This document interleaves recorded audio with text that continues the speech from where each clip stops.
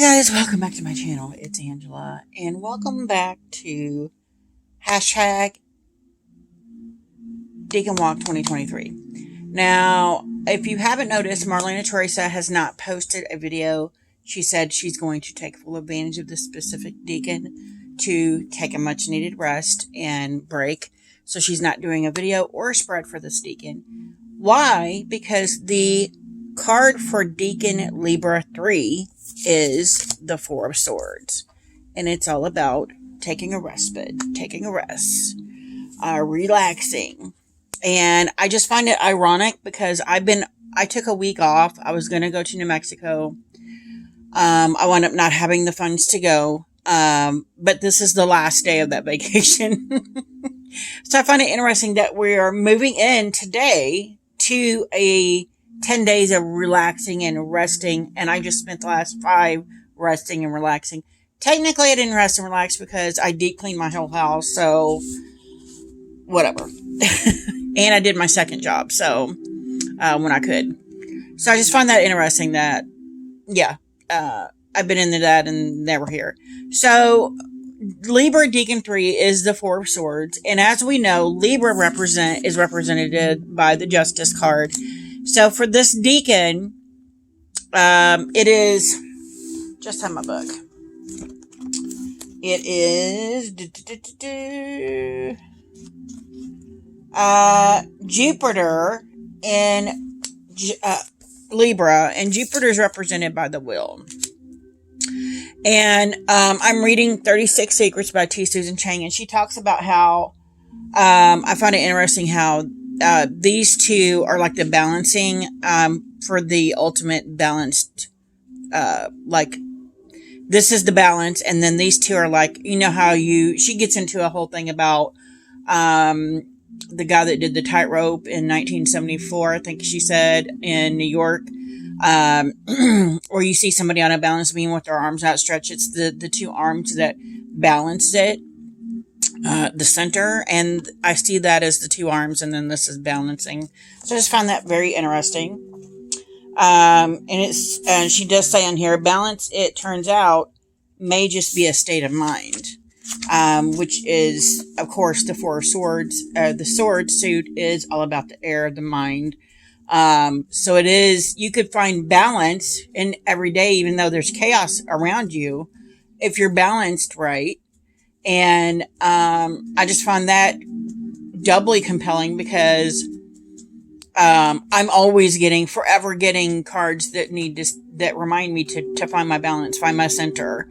And on top of that, usually from November to the end of December, which is usually the busiest times of the year for Christmas shopping and Thanksgiving and all that in the U.S., at least in my area. We have Black Friday, we have all these shopping deals and sales, and everybody's out shopping, and it's chaotic outside. Since I've started reading tarot, every November I start pulling the Four of Swords every week, till the end of the year. And then usually January, it starts. So it's like the Four of Swords is reminding me to take that respite before the new year starts and my new card of the year starts and all this other things going on. So I found that quite interesting. And it's funny because I've actually started pulling it earlier this year. I've already pulled it this month, a couple times. So I find it interesting that we're now in this particular card, and I've already pulled it twice this month. And it's a card I usually pull throughout the year. So what I wanted to talk about in the book here, and before I do that, let me show you this is from the deck I've been pulling from, and then we have the Journey of the Sacred Bee that I always pull from. It's a more Thoth-based deck, and it shows you the symbols here. That's for Jupiter, and then this is for Libra, and then we have Four Swords. And I find it interesting that usually in the RWS, you see it as a card of rest. And I find it interesting here that the Four Swords in this specific deck, with the Jupiter in Libra, the word is recovery. And I just find that very fascinating. Because it oftentimes as we go about our hustle and bustle of our life, sometimes we are forced into a Four of Swords moment, like we get sick or we lose our job, something like that, that forces us to take the time we need to recover from whatever's happened to us. So I find that very interesting as well. And then, yeah, that's it for now. Okay, so that's what I wanted to pull that out for and show you what that looked like. So now we're going to get into the book. And I just found it interesting here that she talks about windows of the mind. And she talks about it doesn't show it here, but she talks about the 4 and 5, 5 of Pentacles and the 4 of Swords. Both are the only 2 cards that have stained glass windows in the cards. And it shows that the window could mean multiple things, such as death, where basically he's laying here dead. And we'll get into the 4 and 5 of Swords, but I think it's more leaning toward what the window means here. It could be meaning death, which basically looks like someone's died in a tomb. Or it could mean vigil. Talks about the 4 of Swords could represent the knight imagining his future life through the window on the act of being knighted. And if you look here closely, there is someone, looks like they're being knighted in the window, which I found very, very interesting. Then sleep, of course, this could very well be him sleeping. Meditation, and it says, in meditation we learn to experience detachment from the chaos of the monkey mind, its fears, angers, regrets, as well as its longings and hopes. We can read the window as the chaos which we place at a remove from our core self. We can read the swords too as a similar metaphor for 3 of Swords, blah, blah, blah, blah. And then active imagination, the 4 of Swords can represent this core practice for Jungian and esoteric practitioners, trance induction, journeying, astral travel, visualization, whatever you want to call it. So this could also be astral projecting here, which I find fascinating. And then it says divination. Then the act of reading the client's question takes on a life of its own. As readers, we allow ourselves to enter a receptive state, the night, so that we can better glimpse the true nature of the problem. So I just found that all these different ways of seeing the window quite interesting. And then we have, hunting the ineffable. Once when I was doing a reading for a shamanic practitioner, the 4 of Swords showed up as her signifier. I realized suddenly that the 4 of Swords is an excellent way of representing what happens in shamanic work.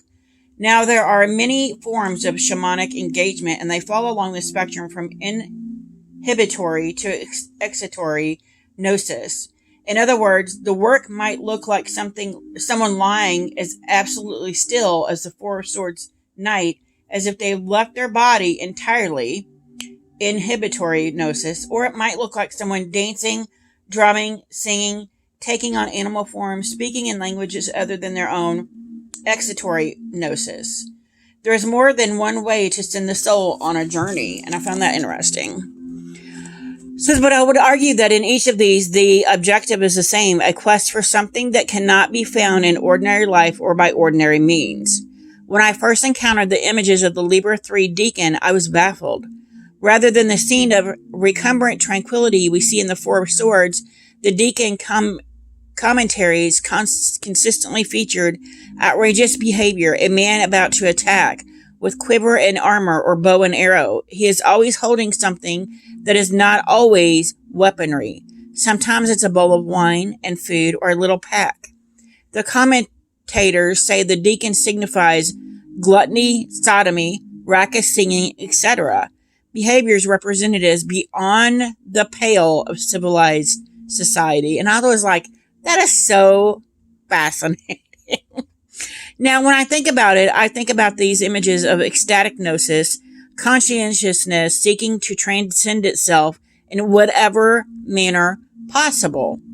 The wine and sex may signify exit routes from normal mind states. The bow and arrow may signify the search for enhanced information.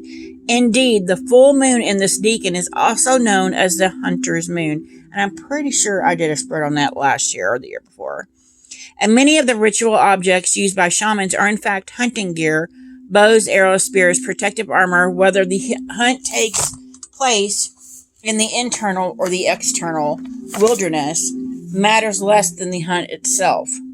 One can find meaning within or without, but one cannot live without it entirely. And I found that all very intriguing.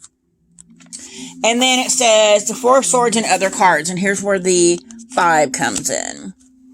So it says one juxtaposition I find particularly intriguing is this: the Four of Swords and the 5 of Pentacles. In these 2 cards only, Pamela Coleman Smith prominently featured stained glass windows. In the 5 of Pentacles, we find ourselves on the outside looking in. In the Four of Swords, we are on the inside looking out. But actually, if we examine the images more closely, there is no looking in or looking out at all. The beggars in the 5 of Swords, or 5 of Pentacles, are turned away from the window, and the knight in the 4 has his eyes closed.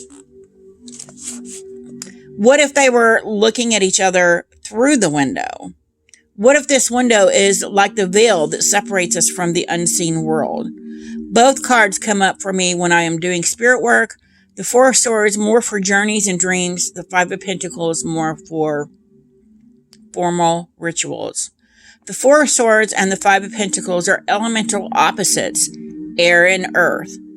What if they are opposite sides of the same coin? What if when we are feeling more isolated and out in the cold, in the 5 of Pentacles, we could be aware that there is someone just on the other side of the window who could help?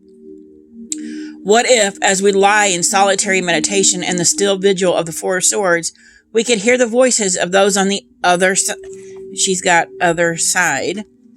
Those whose rescue will be the making of us. And I found that very beautiful. Especially as a medium, somebody that's always trying to always questioning things. I just found that whole scenario very beautiful. Okay, so last but not least, the poem. And this is an excerpt from the preface in Lyrical Ballads by William Wordsworth. I have said that romantic poetry is the spontaneous overflow of powerful feelings. It takes its origin from emotion recollected in tranquility. The emotion is contemplated till, by a species of reaction, the tranquility gradually disappears, and an emotion, kindred to that which was before, the subject of contemplation, is gradually produced, and does itself actually exist in the mind. In this mood, successful composition generally begins, and in a mood similar to this is carried out. And I find that quite fitting. So I want to show you guys really quickly some extra, my personal faves of the 4 of Swords. So my favorite is this guy from the Universal Celtic Tarot. I love how he's just taking a nap, got his swords in the ground, and I find it I don't know if that's a sigil or a rune, or it's just tick marks of the battles he's won, maybe. I don't know, because I don't do runes or sigils or nothing like that. I just found that interesting. And then we have this 4 of Swords from the Tarot of the Abyss. And I find it interesting. I never pulled this deck out. And here lately, I pulled it out like 4 times this month already. And I'm like, what's happening? But here, again, it denotes the battle has been won. And they've even got their masks sitting here rusting. Like, even the swords, because everything is energy, right? Even the swords need that break. They need time to rust or something. I don't know. But I just find it interesting that there's a lack of person here. The person is gone. The battle has been won. They've moved on. They put their swords down. And they're no longer engaged in battle, which I think is interesting, because the 3 of Swords is the one that is before this. So Maybe there was a heart battle one. He beat the Three of Swords. And then we have from my zombie tarot, because it's almost it's October. And I didn't even show you guys the Decan wheel again. I'll have to dig that out in a second. I'm going to read you the excerpt from this one because I don't care what mood I'm in. If I'm in the worst mood ever, I can pull the deck out, shuffle some cards, read the book, and I'm laughing my butt off. It's hilarious. So here you see a guy. He looks like he's in a bunker. He's got a beer down there, an empty one. He's passed out, and there's utter chaos going on outside. It says the Four of Swords, retreat, rest, and recovery. Again, we got the recovery word. It's time to rest. If you can't find an abandoned house, consider taking shelter in your local shopping mall. The Four of Swords represents a brief but necessary break from the action while you regroup and plan your next wave of attack on an issue. This timeout card is telling you to relax and contemplate the universe to you so you can energize, so you can emerge revitalized and live to fight another day. And I just thought that was hilarious. He was talking about taking shelter in a shopping mall, which was awesome. But those are my three probably favorite ones, just because I don't know why. I always love this little ogre on that one. So next I'm going to show you really quickly. We're going to go back to the Four of Swords and the Five of Pentacles. And as I was reading this, I was like thinking back. And I do tend to pull these cards out, not together, but both of them toward the ends of the year, which I find fascinating. So from my Ferric Pinter Tarot that says Carpe Diem, and I love this deck. It is my shadow work deck that I'm actively used for shadow work. I pulled the Four of Swords and the Five of Pentacles. One, because immediately upon thinking of the Five of Pentacles, I always think of this deck, because this card is, this and the Chariot card, which is my soul card, is the two cards that prompted me to realize this is a shadow deck. Because they've made it into the room. There's actually a person huddled down here in the corner. They made it into that room that forever can't get into room. And yet they're still in this depressive state. And I found that super fascinating. I've been in this position before. I've talked about it in the previous video. I've been in that position. I know how it feels to, like, you become the home, you finally got prom queen, and yet you still feel like you didn't win anything. That depressive moment. And I find that interesting that she compares these two. They're direct opposites each other, where the Four of Swords is usually that moment of rest, of utter balance. And in this Four of Swords, it's almost like they're in a hyperbaric chamber, like those new water tanks you lay in, except we got she looks like she's floating in the river. But it's literally cutting off all of your senses so that you have this utter moment of peace. And I just find it interesting that while these two are direct opposites, I do tend to pull them out around the same time of the year every year, if that makes sense. But I almost feel this, again, what they were talking about in the book of like doing any means you can to get to the higher state of being, the drinking, the sex, the whatever. I also feel like that in this Four of Swords, where there's this attempt to bring out a higher consciousness, maybe because you're so in this mode of depression that you're trying anything you can to get out of it and get out of that mindset. And I just found that very interesting that these two, while they're direct opposites of each other, to me, in this specific deck anyway, complement each other very well. And this is why this is my dark shadow deck, because it takes you to some dark places, very dark places, in me anyway. It may not for other people, but this is one of the few decks I have that once you go down the rabbit hole with a specific card, you're not coming out for a while. And when you do come out, your whole perspective will have changed. So I just found that very interesting, and I'm going to share that with you guys. So that is Libra Decan 3 here. I've got the wrong card here. And I pulled that out just because that one doesn't have the stained glass window. But that is Libra Decan 3. If you guys have any questions, comments, concerns, don't hesitate to comment below. If you like this video, give me a thumbs up. If you want to see more, please subscribe. And don't forget to hit that notification button so you're alerted to any future videos. And because there will be no Decan spread for this, I'm going to go ahead and I don't think I'm going to do a spread for this, but I am going to do a Friday the 13th spread because today is October 13th. Friday, October 13th, 2023. And one second. And I forgot to show you real quick. Here's the Decan wheel. We are in Libra Decan 3, which is right here. And it's, that's Virgo. Libra Decan 3. Decan 3. It starts October 13th and ends the 22nd. Okay. That's all I'm going to show you guys, and you have a good night. Bye.